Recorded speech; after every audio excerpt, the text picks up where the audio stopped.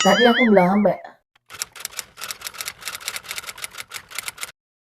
Yang Colby nggak tahu itu, jadi diam-diam ternyata ini diketahui belakangan oleh Pak Charles itu. Dia berhubungan atau menjadi makin dekat sama Pak Chad ini, dan kemudian Pak Chad itu bilang ke dia begini, kau tahu nggak? Jadi udah mulai ini nih, udah mulai merasa, kayaknya ada percikan-percikan asmara gitu ya. Ternyata kita itu di kehidupan sebelumnya, kita itu pernah menikah. Jadi kita tuh memang pasangan dan sekarang kita bertemu lagi. Nah, memang aliran Mormon ini mereka tuh selalu menarik kayak kita tuh siapa itu menjadi titik penting gitu sampai ke kehidupan sebelumnya gitu. Nah, ini yang berbeda lagi di Kristen nggak ada begitu kan? Gitu nggak ada.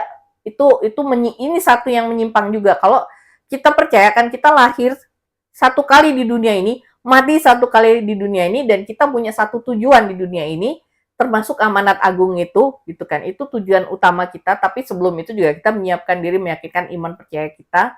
Kita bersiap-siap kalau di gereja itu apa? Dia bukan di gereja, di Alkitab kan Yesus pernah memberikan perumpamaan tentang perempuan yang menantikan pengantin datang dengan lilin gitu kan, dengan lampu yang harus menyala terus. Nah, itu kan itu yang sehingga kita belajar terus gitu kan. Jadi di kehidupan sebelumnya kan dia bilang kalau mereka itu pasangan gitu. Nah, sehingga mereka sekarang dipertemukan lagi oleh Tuhan yang mereka yakini gitu kan. Nah, tapi itu lagi-lagi itu kan menurut si Chad, tapi mungkin karena si Lori ini merasa tidak puas dengan kehidupannya dan merasa kayak sealiran dan klik dengan Chad, dia percaya kan jadinya. Artinya itu kan akhirnya egonya dia terpenuhi. Nah, Chad ini udah menikah dan punya 5 anak dengan seorang perempuan namanya Tammy. Nah, jadi oh ya, aku tadi lupa bilang juga. Jadi ketika dia menikah dengan Charles, mereka tidak punya anak kandung. Tapi Charles ini punya adik, adiknya itu punya anak, anaknya itu hamil dan akhirnya melahirkan. Akhirnya orang tuanya dari Pak Charles ini minta kalian adopsilah anak itu. Ya Charles sama Lori memampukan. Nah, ada satu anak ketiga dari mereka ini yang diadopsi mereka, tapi itu masih keluarga dari Pak Charles namanya JJ. JJ ini anak dengan autisme. Jadi ada Pak Charles, ada Tylee, ada JJ, ada Tammy. Keempat ini menjadi korban. Keempatnya ini dibunuh. Tapi nanti ceritanya ya, nanti gitu. Dan akhirnya kalau orang udah selingkuh atau orang udah karena dia udah selingkuh, pastilah dia akan menganggap si pasangannya ini adalah kendala dari hubungannya dia kan, yang akan menghalangi kelancaran. Kenapa? Kenapa dibilang selingkuh? Karena dia ternyata belakangan ditemukan nama Pak Charles ini, dia memakai alamat emailnya Pak Charles. Jadi dia pakai alamat email atas nama Pak Charles untuk ngobrol ke chat, pakai kode-kode yang intinya sebenarnya kayak supaya istrinya Pak Charles tuh namanya Tammy tadi kan, itu nggak tahu tentang hubungan mereka. Karena Tammy itu kenal sama si Lori ini. Karena kan ketika misalnya Pak Chat itu seminar, Tammy itu kan ibu Tammy ini dia kan menemani, mendampingi suaminya gitu. Tapi dia nggak tahu gitu loh. Dan dia percayalah pasti sama suaminya. Dia bukan perempuan yang insecure atau gimana. Dia percaya suaminya pelayanan baik-baik aja. Dan juga dalam hubungan mereka nggak pernah ada pertengkaran atau gimana. Tapi dia nggak tahu kan di belakang itu ternyata Pak Chat ini dekat dengan Lori gitu kan. Punya hubungan khusus dengan Lori. Dan diam-diam dalam email-emailnya mereka itu, mereka ternyata melakukan penilaian yang tadi D dan L itu. Jadi mereka menilai Pak Charles itu tingkat kegelapannya, darkness-nya, itu levelnya 3. Jadi 3D. Tammy 3D. Terus Kelsey, anaknya Colby, istrinya Colby, itu juga 3D. Gitu. Ini nanti skor ini menarik nih. Kemudian Tylee, anak perempuannya, ini anak kandungnya Lori loh. 4,1D. Itu dari salah 1 sampai 5, 5 paling parah. Itu 4,1, berarti kan mendekati 5 ya. JJ yang autisme tadi itu 4,3D. Kalau levelnya 3, itu artinya tingkat dirasuki setannya atau kegelapannya itu sudah sangat tinggi, tidak bisa diubah. Sehingga itu juga satu titik bahwa mereka harus dieradikasi atau harus dimusnahkan. Karena itu bukan mereka lagi. Jadi yang kita musnahkan itu sebenarnya tubuh orang itu dan roh yang jahat yang ada di dirinya. Itu keyakinan dari Chet dan Lori. Kemudian, kalau levelnya udah 4 ke atas, mereka itu bukan cuma sekedar dirasuki, tapi mereka adalah zombie. Itu tadi yang saya bilang kan, kok bisa gitu kan? Itulah keyakinan mereka. Sebenarnya ketika aku riset tentang ini, aku akhirnya menyimpulkan dasarnya mereka itu apa? Mereka nggak suka aja. Selama orang-orang yang nggak setuju sama mereka, mereka anggap itu adalah ada tingkat kejahatan atau kegelapan, roh kegelapan yang ada dalam diri mereka gitu. Gini loh, kadang kita juga kan gini, pastilah kita sebagai manusia ada ngerasa nggak suka sama orang, atau orang nggak suka sama kita. Tapi kan kita nggak bisa menilai tingkat kejahatan kita nggak bisa menilai tingkat kejahatan seseorang kan.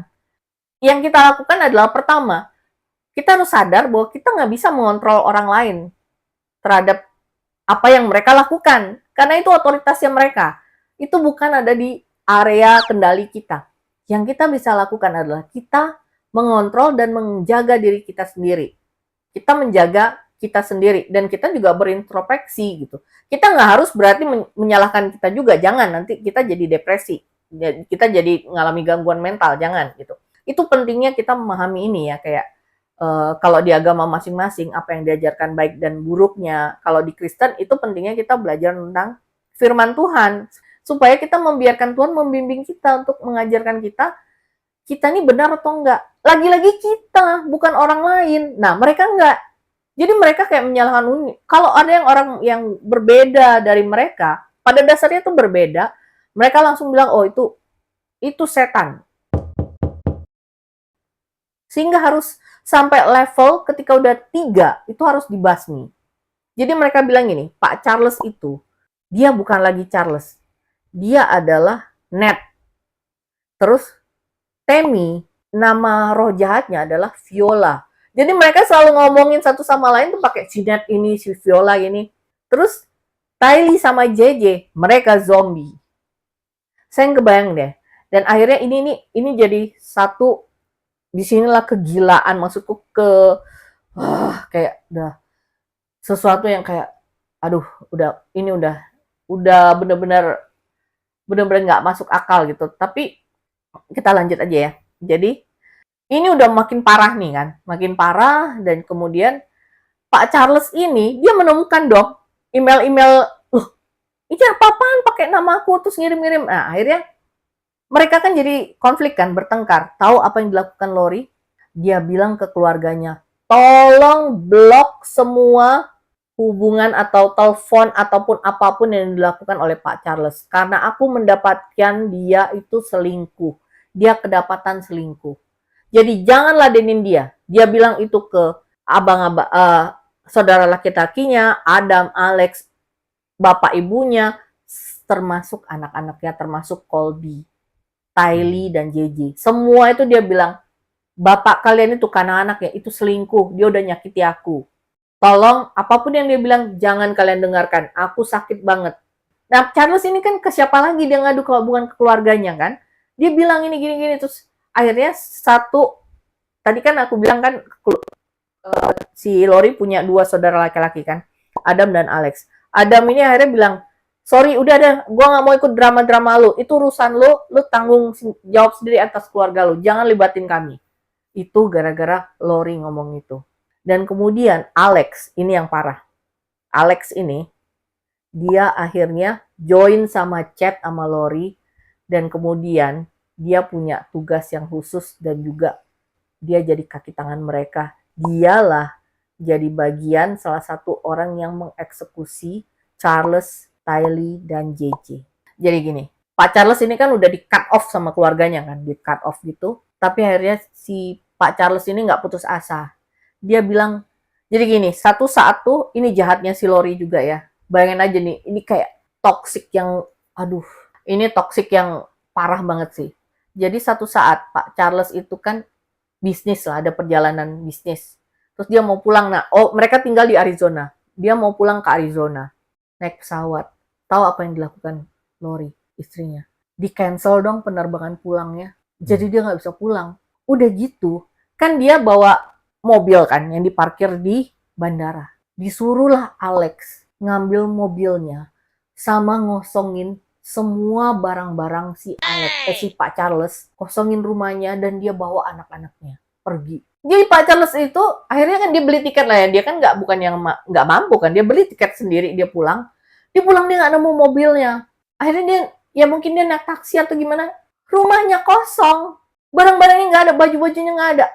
Dan akhirnya dia datang ke polisi kan, datang ke polisi terus dia ngadu, dia bilang ini, polisi pada saat itu nganggep bahwa ya gini ya, ketika laki-laki mengadukan kekerasan yang dilakukan atau istrinya yang toksis atau perempuan yang melakukan kejahatan terhadap dia, itu agak memang mungkin negara maju agak kayak, oh ya, lu laki kok bisa digituin gitu kan. Walaupun itu sebenarnya secara gender bias juga ya.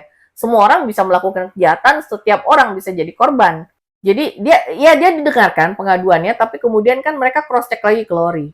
Lori datang dengan dia bilang dia bawa, pas dia datang kantor polisi gitu kan, dia bawa Tylee sama temennya gitu kan. Dia bilang, iya dia tuh, aku tuh dapetin suamiku tuh selingkuh. Terus ya aku marah dong, aku akhirnya, dan dia juga selalu melakukan kekerasan ke aku. Jadi aku bawa lari anak-anakku, memang aku meninggalkan rumah dan bawa lari. Tapi kan itu nggak menjawab kenapa lu bawa lari juga mobilnya. Nah intinya akhirnya kasus itu kayak di SP3 gitu kan. Pengaduannya itu jadi dianggap dibatalkan. Karena pada saat pengaduan itu, si Charles itu menekankan bahwa, gini loh, Pak Charles itu kayak, dia mungkin nggak menyangka Lori itu sejahat itu. Dia cuma merasa kayaknya Lori ini mungkin dari kekecewaan pernikahan Colby, itu kayak dia mengalami gangguan secara mental deh. Dan dia kayaknya perlu dapat dukungan. Dan akhirnya rekomendasi dari polisi adalah, gini deh, kamu coba dapatkan treatment karena itu concern dari suamimu. Tapi tidak ada kejahatan di sini. Akhirnya iya gitu, manis lah pokoknya si Lori. Dan akhirnya dianggap selesai kan. Tapi akhirnya di titik itu Pak Charles bilang, kita pisah.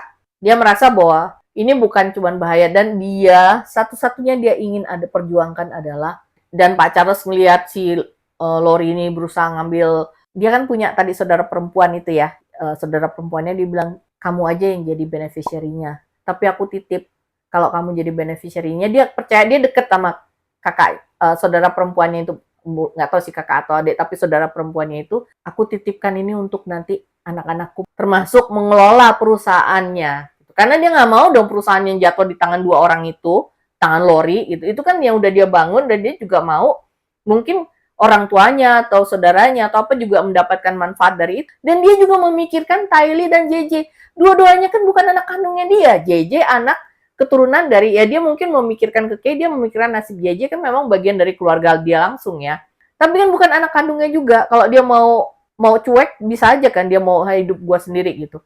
Dia cuma memikirkan Tylee, JJ untuk kelangsungan hidup mereka, dan juga dia percayakan ke adiknya gitu. Akhirnya ya udah adiknya mau jadi beneficiary-nya. Tapi Lori nggak tahu. Jadi satu saat terjadilah pembicaraan antara Alex, Chad, dan Lori. Nah di sisi lain, Charles ini akhirnya, dia kan pisah ya. Pada saat awal September, itu di satu hari dia ngontak Adam. Adam tadi yang saudara laki-lakinya Lori. Dia kasih tunjuk emailnya. Nah sebelumnya itu, dia juga sebenarnya udah forward email-emailnya Lori yang mengatasnamakan dia ke Chat. Tapi karena Lori bilang sih, ini nih udah selingkuh dan dia udah toksik, jangan kalian dengerin. Jadi dikirim juga ke Colby. Karena kayak gitu, Colby jadi, males lah gue, ini drama banget. Gue males kelibat, ini gue juga ada urusan kesibukan gue sendiri, males gue gitu.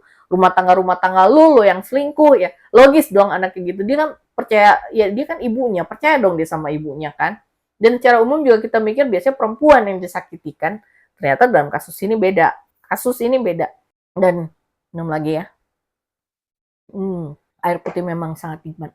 Jadi kasus ini beda, dan akhirnya dia tunjukin ke Adam satu percakapan antara Lori yang mengatasnamakan Charles ke Chad. Dia bilang, coba deh. Jadi situ dibilang jadi, kayak permohonan untuk kerjasama, aku pemain baseball gitu-gitu. Aku mau menulis buku tentang baseball. Kayak kayak kok aneh ya dia ngomong ini ke chat gitu kan. Ngapain gitu kok kayak aneh. Nah, jadi mereka menganggap ini kayak mereka kayak ada hubungan istimewa deh gini-gini. Akhirnya ya dia tunjukin juga email-email yang lainnya dan akhirnya si Adam ini yang tadinya cut off yang bilang ke ini lu nggak usah ngubungin kami deh, lu drama urus selesai. Akhirnya dia mulai bener, jangan-jangan bener nih saudara gue yang nggak beres, si Lori yang nggak beres. Akhirnya dia jadi kayak gini deh chat gini, kok chat sih gini deh Charles gitu kan. Lu mau ngomong sama keluarga kan? Gimana kalau kita adain pertemuan keluarga? Gue bilang ke nyokap bokap gue, ke bapak ibu gue, sama adik-adik gue, saudara-saudara gue. Tapi Lori nggak usah tahu. Yang mereka nggak tahu ada Alex di situ. Jadi mereka ngasih tahu Charles mau ngomong sesuatu tentang Lori ke kita. Tapi Lori nggak dikasih tahu. Dia nggak tahu Alex itu deket sama Chad dan Lori. Itu di Juli 2019 si Charles minta Adam dan mereka sepakat ngadain pertemuan gitu kan. Keluarga dengan keluarganya Lori. Nah, kemudian Alex ini ngirim teks kalau di sana ya ke kayak SMS lah gitu.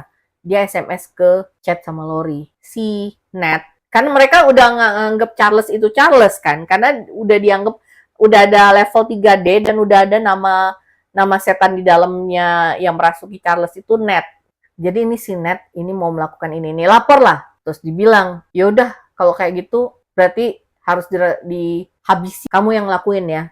Tiba-tiba sebelum pertemuan itu terjadi, si Charles tiba-tiba ngirim ke Adam, kok Alex tiba-tiba datang ya? Pertemuannya malam, tapi paginya Alex tiba-tiba kok datang ke rumah gue. Dia bilang dong ke Adam, ini Alex tiba-tiba datang nih ke rumah gue. Dan dia masih walaupun dia udah pisah sama si Lori, tapi mereka masih satu rumah.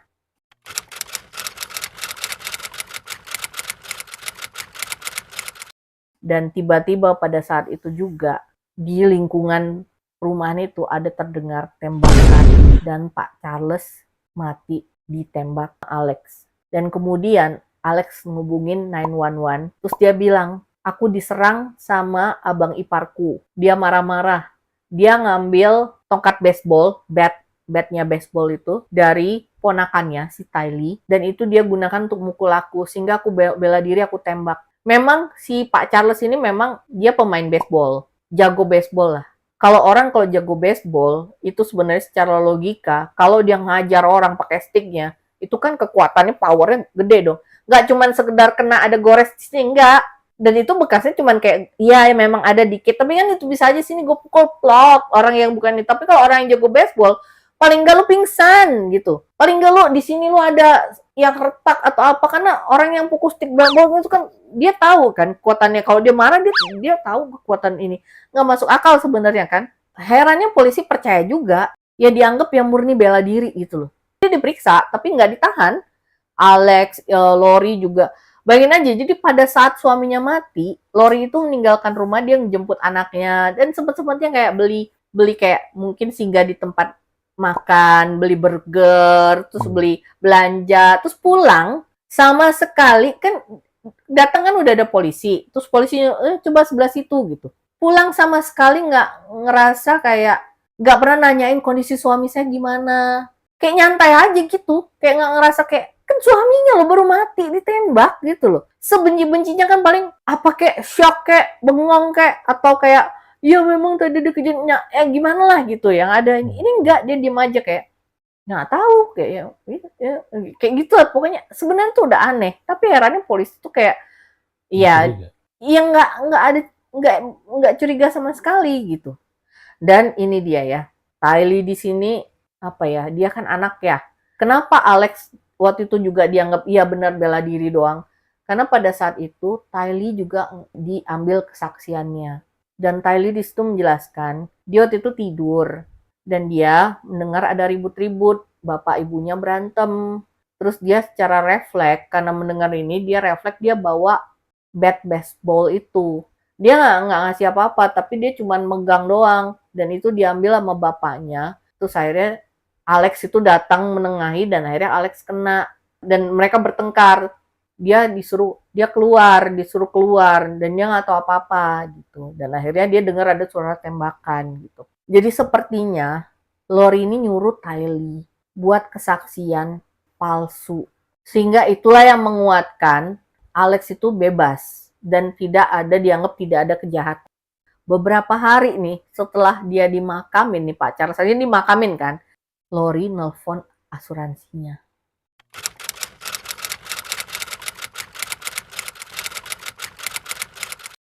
Mau klaim benefit asuransinya atas kematian suaminya.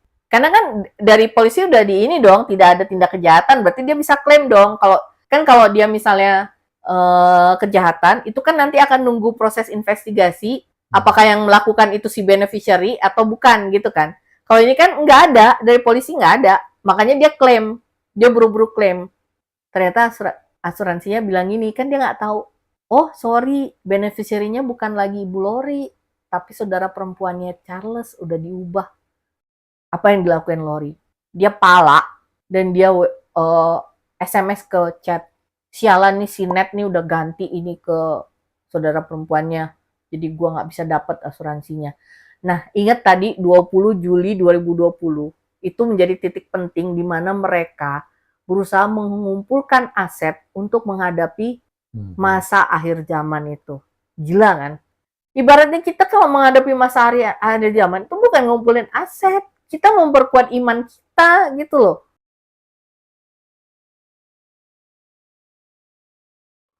Kalau konsekuensinya kita kemudian harus menderita, ya itu bagian dari memang harus kita jalani gitu. Bukannya kita mencegah itu dan kita menimbun uang dan juga menghalalkan segala cara kan, bukan itu gitu. Kayak, aduh kok bisa lah itu dia menganggap itu benar. Udah gitu bisa-bisanya lagi menilai orang lain yang jahat gitu kan. Nah, akhirnya gagal kan? Dan persis juga di sehari setelah klaimnya itu dianggap gagal, dia pergi bawa anak-anaknya, ngepack barang-barangnya pergi.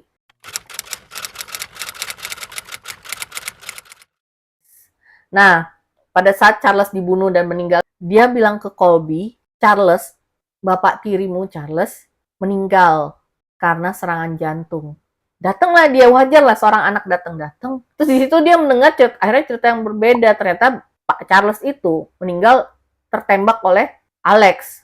Karena katanya Alex membela diri. Tapi Tylee akhirnya cerita yang berbeda sama dia. Dia bawa Tylee keluar gitu. Dia bilang, sebenarnya apa yang terjadi? Tylee bilang, Alex sama Pak Charles itu berantem, terus Alex nembak Pak Charles itu. Tahu itu, Colby kan marah dong. Nanya, apa yang terjadi sebenarnya ya? Lagi-lagi Lori ini kayak paling bisa manipulasi orang gitu ya. Bahkan dia bilang, ya kamu kan tahu aku ibumu, nggak mungkin lah aku gini. Ya. Colby kan pusing ya. Dia curhat lah sama istrinya dong, Kelsey. Kelsey sebagai istri langsung nganggep bahwa, waduh, udah kacau ini. Akhirnya dia bilang, gini deh, gua nggak mau lu lebih lama lagi ada di situ. Besok juga lu harus pulang. Gua nggak mau ada sesuatu yang terjadi juga ke lu. Istrinya tuh kayak instingnya tuh udah kuat, ini udah gak beres. Udah, akhirnya malam itu juga si Colby pamit gitu kan. Pamit dan dia peluk Tylee gitu kan di situ. Itulah terakhir kalinya Colby juga lihat Tylee. Udah, dia pulang dan itu juga dia jadi menyesal gitu. Kenapa dia gak berusaha melindungi adik-adiknya. Tapi kan di sisi lain dia juga punya kehidupan sendiri kan. Kelsey lagi hamil, ibaratnya dia punya pekerjaan, dia banyak pertimbangan, dia punya pertimbangan sendiri lah gitu kan. Dia juga gak menyangka akan ada peristiwa yang lebih menyeramkan lagi terjadi gitu kan. Dia juga nggak bisa percaya kalau ibunya misalnya memang merencanakan pembunuhan dari Pak Charles ini kan. Sampai sekarang, itu kematian Pak Charles itu statusnya masih dalam proses persiapan untuk menuju persidangan.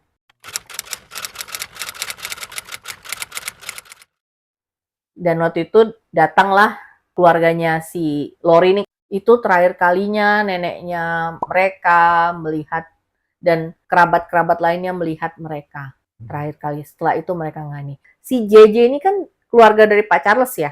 Dia cucunya dari orang tuanya Pak Charles kan.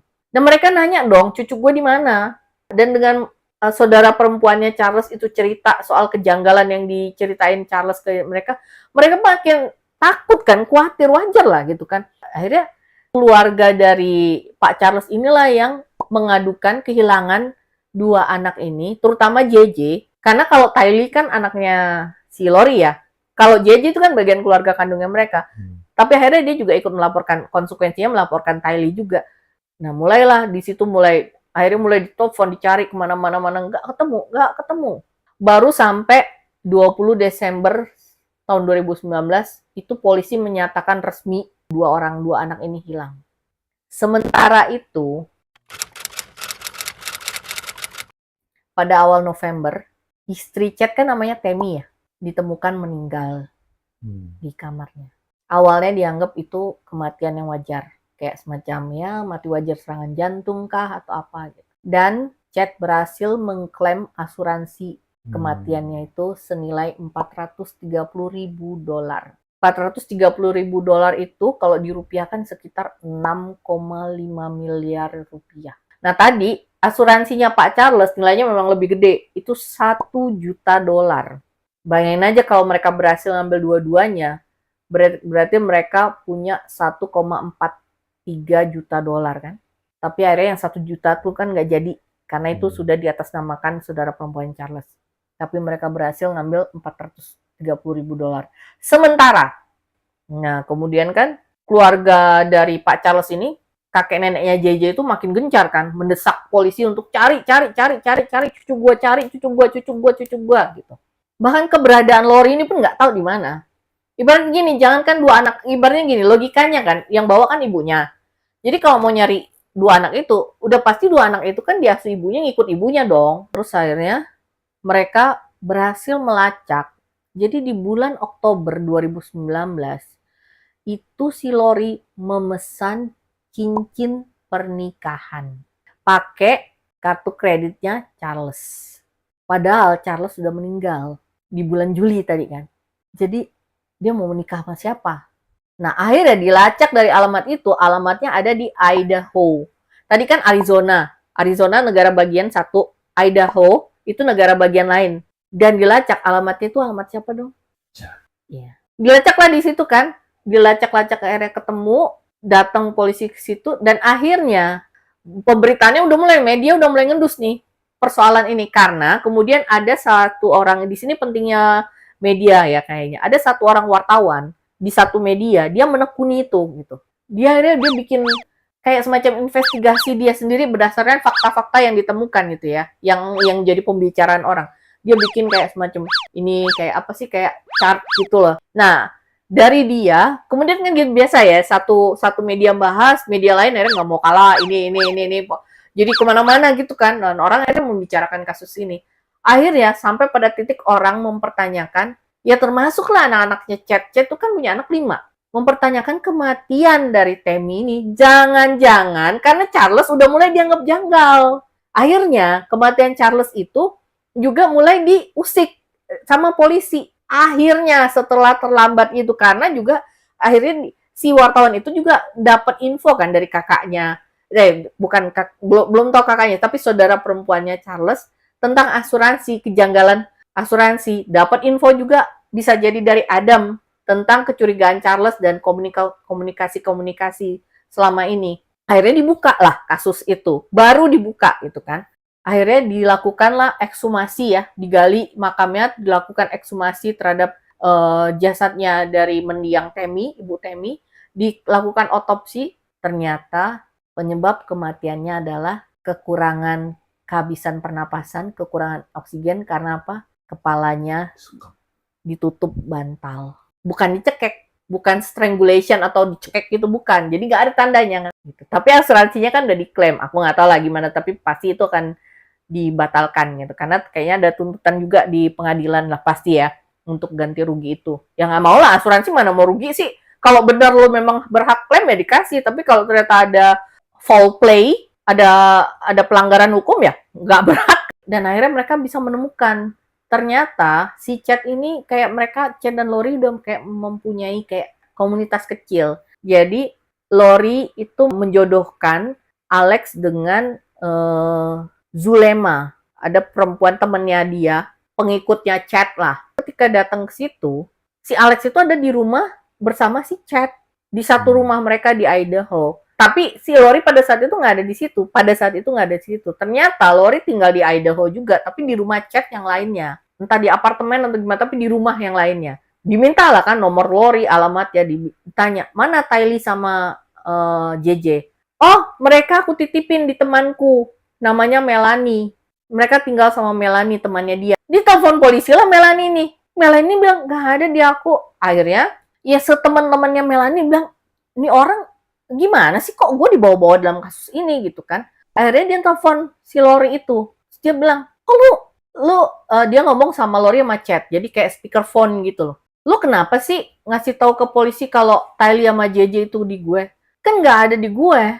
Kenapa lu bohong bawa-bawa nama gue di situ? Terus dia bilang, kalau lu sayang gue, lu harusnya tahu dong tentang kita, dan gue tahu kalau lu tuh udah disesatkan sama suami lo. Dan dia bilang, dan gue kecewa sama lo ya Melanie, karena lo merekam pembicaraan ini. Jadi Melanie bilang, ya gue rekam lah, orang lo juga sembarangan kok nyatut-nyatut nama gue. Itu jadi bukti lah buat si Melanie ini kan, bahwa dia nggak terlibat. Ibaratnya dia udah terlanjur dibawa-bawa, kalau dia nggak dibawa-bawa juga dia pasti nggak akan. Nah, dan tanggal 20 Desember 2019, Tylee dan JJ resmi oleh polisi dinyatakan sebagai orang hilang. Wah, udah mulai tuh ada, bahkan keluarganya si kakek neneknya JJ, orang tuanya Pak Charles ya, almarhum itu sampai bikin sayembara 20.000 USD. Ya, sekitar 300 juta lah. 300 juta untuk orang yang bisa ngasih kabar keberadaan Tylee dan JJ.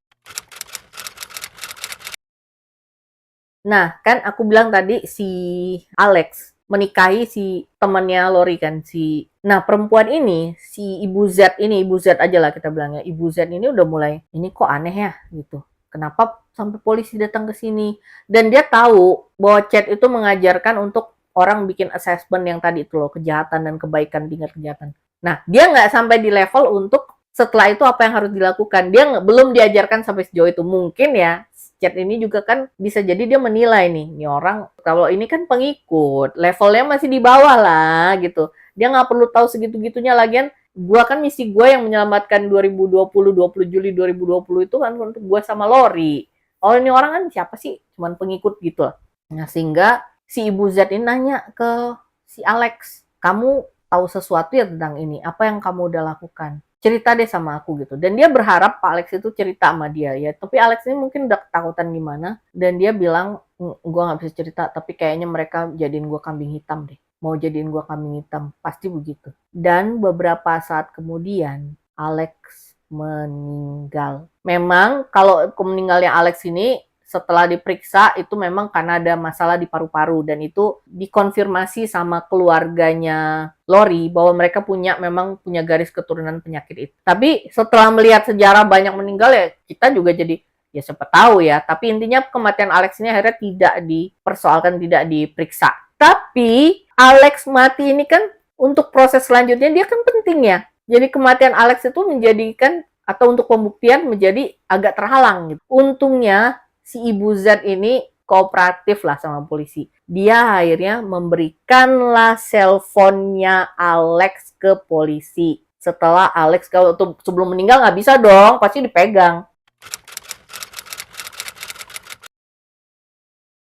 Akhirnya dari situ kelihatan pada tanggal 8 September 2019 itu terakhir ping GPS dari cellphone-nya Alex itu ada di Yellowstone National Park. Langsung polisi datang ke situ kan, langsung semua polisi mengerahkan untuk setiap turis yang pernah datang di situ diminta memberikan informasi apakah pernah melihat dua anak ini. Plus kan tadi ditambah ada sayembara kan. Sedikit gambaran tentang Yellowstone National Park. Itu luasnya 3.500 miles square. Dia itu bersinggungan dengan 3 negara bagian. Dan 1 mile square itu setara dengan 260 hektar. 1 mile square, 260 hektar. Sehingga 3.500 mile square itu setara dengan 910.000, kurang lebih 910.000 hektar. Hampir 1 juta hektar. Segitu luasnya. Atau 9.030 km persegi. dan dia national park pertama, dan di national park yang di Yellowstone National Park yang seluas Taman Nasional Yellowstone itu meliputi, di situ ada hutan, ada danau, ada satwa liar kayak bison, beruang, ada kayak apa? Bebatuan-bebatuan gitu, kayak bukit-bukit batu-batuan yang terjal, dan yang paling yang menjadi concern polisi adalah di situ terkenal dengan geyser atau semburan mata air panas. Dan geyser yang ada di nasional Yellowstone National Park ini, di Taman Nasional Yellowstone itu, diklaim volumenya adalah setengah dari volume geyser di seluruh dunia. Jadi misalnya pun polisi itu beranggapan kalaupun misalnya dua anak ini gampang banget dibunuh di situ tanpa jejak. Siapa yang mau mendalami geyser untuk cari jasad manusia di situ? Nggak ada kan? Polisi jadi, aduh, kalau Yellowstone satu-satunya harapan ya ada kayak CCTV ataupun dari mungkin ranger-ranger di sana gitu. Tapi nggak dapat apa-apa. Pada tanggal 8 di Yellowstone. Pada tanggal 9 itu ada lagi ping GPS-nya si Alex. Itu ada di halaman belakangnya rumah Chad Daybell di Idaho. Dan itu baru ketahuan kapan dong? Itu baru ketahuan di Juni 2020 saat lagi pandemi. Ya kan? Itu lagi pandemi awal-awal kan, itu Juni, ya kan? Sedikit kilas balik, diketahui polisi Januari 2020 itu ternyata Lori dan Chad diam-diam menikah di Hawaii. Dan kemudian Februari 2020 mereka ditangkap, polisi dari Arizona minta ke polisi di Hawaii untuk menahan mereka, dan mereka istilahnya kayak diekstradisi karena dari negara bagian ke negara bagian lain kan. Kenapa Lori juga akhirnya dicari dan ditangkap? Karena kan tadi ada visit pertama tuh, Lori bikin perjanjian dengan polisi sebelum tanggal segini, misalnya di tanggal segini Januari, dia harusnya sudah menyerahkan dua anak itu yang dia bilang dalam keadaan baik-baik aja. Tapi deadline itu udah lewat. Dan ternyata dia ada di Hawaii. Kan aneh kan? Akhirnya ditangkap polisi lah dengan tuduhan awalnya itu adalah penelantaran anak. Dan anaknya masih menghilang tanpa jejak. Tapi Chad belum. Baru persisnya tanggal 9 Juni 2020 setelah ping kedua yang tanggal 9. Jadi itu lama ternyata pingnya itu diketahui ya. Nggak segampang itu juga berarti ya untuk melacak keberadaan itu gitu kan. Ini Amerika loh yang negara udah secanggih itu gitu kan. Itu akhirnya diduga bahwa di kediaman Chad itu ada sesuatu yang dilakukan oleh Alex. Karena dia ada di halaman itu, dia pingnya itu 2 jam, 2,5, sekitar 2,5 jam. 2 sampai 2,5 jam. Ya logikanya polisi itu cukup dong untuk melakukan sesuatu dan menghilangkan jejak ya kan. Akhirnya mereka dapat surat izin pemeriksaan lagi, dan mereka memeriksa lagi di titik itu. Dan ini dong, Chad sempet-sempetnya teleponan sama Lori yang ditahan. Lori yang bilang, apa kabar? Iya, ini polisi datang ke ini, gini-gini. Ngapain periksa, kamu baik-baik aja kan? Ya, kita lihatlah nanti dapatnya apa. Dan bener, ditemukan 2 set jasad manusia di sana. Yang kemudian ditemukan itu jasad dari Tylee dan JJ setelah pemeriksaan DNA dan otopsi. Dan ditemukannya Tylee sudah dalam kondisi dipotong-potong dan juga dibakar. Jadi yang ditemukan cuma tulang sama sebagian jaringan-jaringan. Tapi hampir lebih dari 50% itu udah terbakar. Dan JJ juga ditemukan, tapi dia masih memang badannya utuh, tapi ada jejak lakban di mulut, lakban di tangan, terikat tangan kaki, dan kemudian di bagian kepalanya ada kantong plastik yang terikat dan juga dibakar. Kayak orang bakar sampah. Jadi penyebab kematian JJ itu habisan nafas karena nggak ada oksigen, karena itulah. Sementara Tylee nggak terlalu jelas gimana dia dibunuhnya, tapi ada jejak darahnya di kapak, di pacul, dan di tulang pelvisnya Tylee ada bekas tusukan. Cuman kan mereka juga harus membuktikan siapa yang membunuh. Dan akhirnya ya dari semua proses pemeriksaan DNA dan segala macam, Alex, Lori, dan Chad DNA-nya adalah di situ. Singkatnya begitulah ya. Gitu. Adalah DNA-nya di sekitar TKP itu dan di tubuh ataupun apa yang melekat di jasad itu. Nggak ada kan, perfect crime itu nggak ada. Pasti akan terungkap. Begitu ditemukan 2 set jasad manusia, apa yang dilakukan Chad? Kabur.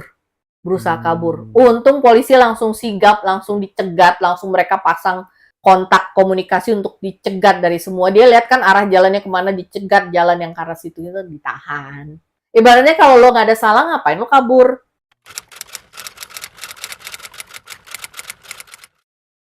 Dan akhirnya sidang pertama baru mulai di Agustus 2020.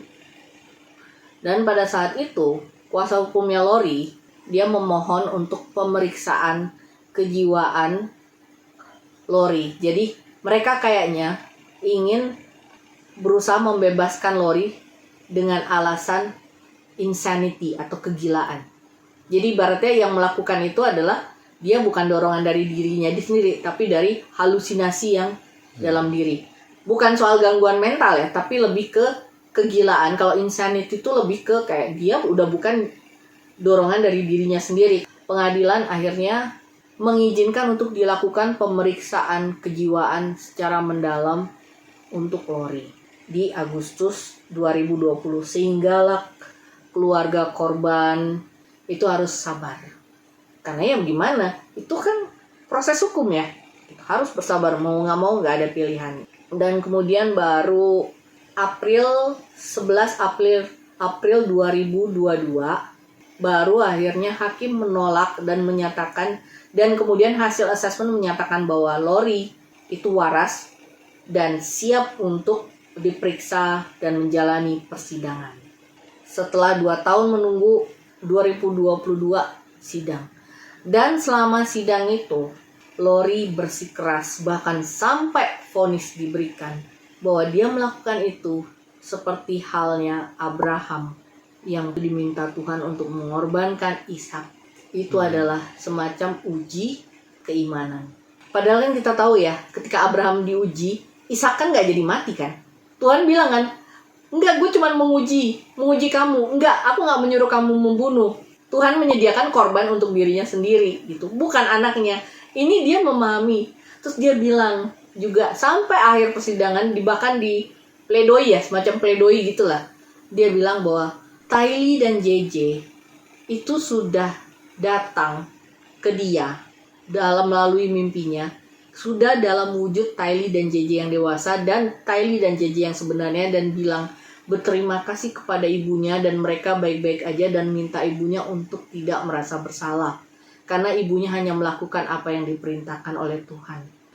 Dan kemudian yang paling lagi membangongkan, ketika Tylee dan JJ itu resmi dinyatakan menghilang pada 20 Desember 2019, itu Lori mencoba mengklaim dana Social Security atas Tylee dan JJ. Itulah yang dilakukan oleh Lori. Dan kenapa dia melakukan pencurian ini? Karena persiapan 20 Juli 2020 yang sampai sekarang 2023 tidak terbukti klaimnya Chad. Nggak ada kok. Soal kedatangan Yesus itu kan, itu Tuhan yang akan menentukan. Kita memang diajarkan untuk melihat tanda-tandanya, tapi soal kapannya, makanya kita bersiap-siap. Tapi bukan yang kita menimbun dengan cara membunuhin orang, ya kan? Dan itulah dia melakukan itu gitu, demi menyelamatkan diri dia sendiri kan intinya, bukan menyelamatkan orang. Jadi hakim itu bilang, satu-satunya hal yang meringankan kamu adalah kamu nggak pernah dicatat melakukan pelanggaran hukum di situ. Tapi hakim juga bilang, tapi kemudian di state yang lain itu akan ada proses hukum untuk kasusnya Pak Charles. Karena Pak Charles ini diprosesnya di Arizona dan itu belum berlangsung. Tapi yang memberatkan dia banyak, termasuk soal keyakinanmu tentang Tuhan yang menyimpang. Dia bilang, di agama apapun tidak ada yang mengajarkan untuk melakukan kejahatan, apalagi pembunuhan dan pencurian. Dan ketika kamu merasa menilai bahwa kamu yang lakukan itu benar, kamu tidak ada tanda-tanda penyesalan. Jadi di Idaho itu berlaku hukuman mati. Dan tahu hukuman mati yang dilakukan Idaho itu gimana? Dikasih gas cyanida. Dia vonisnya mati. Belum. Dia udah di titik itu, tapi dia diringankan karena tidak ada catatan kejahatan kan. Tapi dibilang bahwa kamu tidak bisa dilepas lagi. Akhirnya dia mendapatkan vonis hukuman seumur hidup itu untuk kematian Tammy, JJ, dan Tylee. Jadi 3 hukuman seumur hidup. Dan untuk grand theft, untuk pencurian itu, dia dapat hukuman sekitar 7 tahun penjara. Itu satu-satunya yang dibilang hakim adalah aspek kemanusiaannya dia untuk memberikan kesempatan bagi Lori untuk bertobat. Tapi pertobatannya itu dilakukan di penjara karena dianggap dia udah membahayakan untuk publik. Dia sedikit lagi udah harus jalanin hukuman mati kok. Kalau dia punya track record kejahatan atau melakukan apa, kamar gas dia, ya kan? Dan sampai sekarang dia tidak merasa bersalah. Itu satu-satunya yang paling memberatkan buat hakim.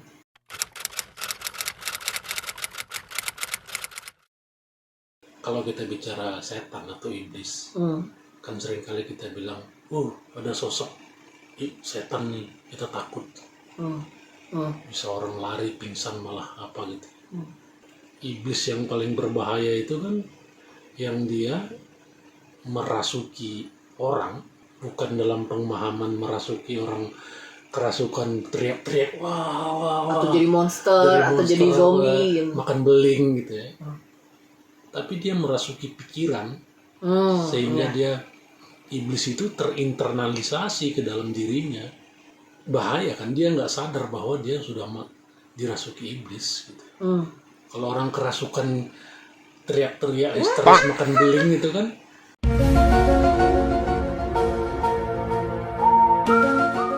gampang ketahuan gitu. Nah kalau ini kan dia sendiri nggak sadar gitu bahwa dia sudah dirasuki. Dan ketika tadi disinggung misalnya ada orang misalnya dapat karunia tadi kayak si Cat itu yang bisa kemudian misi dari Tuhan, meramalkan, meramal ataupun mendengar suara Tuhan. Sebenarnya kan Tuhan itu mampu melakukan apa saja, memberi apa saja ke manusia, memberi karunia apa. Tapi kan kita perlu hati-hati, benarkah itu dari Tuhan atau sebenarnya itu iblis yang memberikan penglihatan atau pendengaran. Kayak misalnya dia cerita, aku baru pulang dari neraka, dibawa ke neraka, aku melihat orang berdosa disiksa oleh iblis di dalam neraka. Balik lagi kita lihat alat ukurnya adalah Alkitab. Benar nggak sih Alkitab bilang bahwa di neraka itu yang menyiksa itu adalah iblis? Kan logikanya nanti bisa kita periksa di Alkitab. Logikanya iblis itu akan dihukum di neraka. Masa dia menghukum orang yang tidak percaya juga? Benar. Di neraka, masa dia jadi albojo di neraka? Padahal orang dia pun yang musnah nanti ya kan? Dia iblis juga akan terhukum di neraka. Justru mereka bersama orang-orang yang tidak percaya gitu. Sama seperti tadi dia mendengar bisikan dari Tuhan yang menurut dia klaim itu dari Tuhan. Benar nggak sih itu dari Tuhan? Benar. Dan gini juga, kita sebagai orang Kristen ini kan yang harus kita sadari ini, kita tuh sebenarnya manusia yang penuh dengan kedagingan. Kedagingan itu keinginan kita setelah manusia dalam dosa melalui nenek moyang kita Adam dan Hawa.